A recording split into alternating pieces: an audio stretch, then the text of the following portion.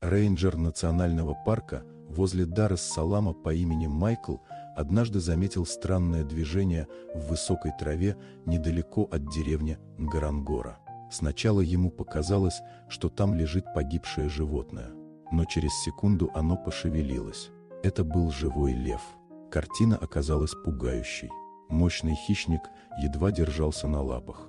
Его тело было истощено, шерсть сбилась в грязные клочья, дыхание прерывалось. В глазах не было ни злости, ни силы, только боль и усталость. За годы службы Майкл видел многое: последствия браконьерства, раненых слонов, погибших детенышей. Но с таким состоянием льва он столкнулся впервые. Животное было буквально покрыто паразитами. Клещи облепили шею и живот, высасывая последние силы. В боку зияла рана, внутри которой шевелились личинки насекомых. Было ясно, без помощи лев долго не проживет.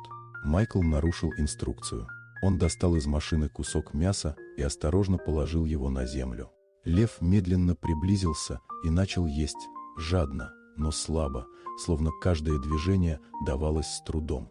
Пока зверь питался, рейнджер осмотрел его ближе и понял, дело серьезнее, чем казалось. Он немедленно связался с ветеринарной службой парка. К счастью, команда находилась неподалеку и пообещала приехать в течение часа.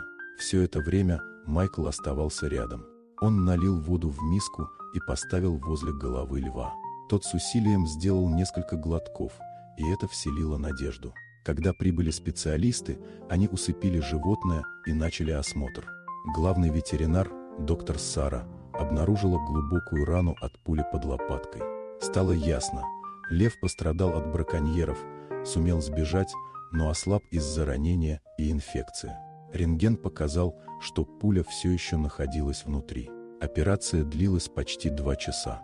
Врачи извлекли снаряд, очистили раны, удалили паразитов и начали интенсивное лечение. Спасенного льва назвали Лео в честь легендарной силы и выносливости. Его перевезли в реабилитационный центр неподалеку от Найроби. Майкл навещал его почти каждый день. Первые дни были самыми тяжелыми. Лео почти не двигался и едва реагировал на окружающих. Но на 3-й день он впервые самостоятельно поел. Через неделю смог вставать. Спустя 2 недели анализы показали улучшение. Между человеком и львом возникла особая связь. Лео узнавал голос Майкла и спокойно подходил к ограде, когда тот приходил. Прошло 3 месяца. Льва было не узнать. Он снова стал сильным, уверенным, с густой гривой и гордым взглядом.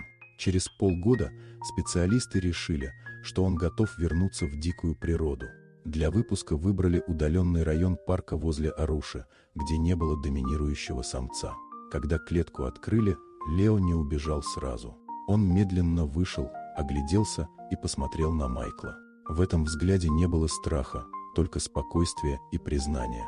Затем лев развернулся и ушел в саванну. Спустя год во время патруля Майкл заметил прайд под акацией. Подняв бинокль, он узнал знакомую гриву и старый шрам. Это был Лео.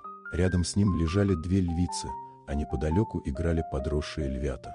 Лев заметил джип и подошел ближе, остановившись в нескольких метрах. Он посмотрел на человека без агрессии, словно на старого друга. Один из детенышей подбежал и начал играть с его хвостом. Лео еще раз взглянул на Майкла и вернулся к семье.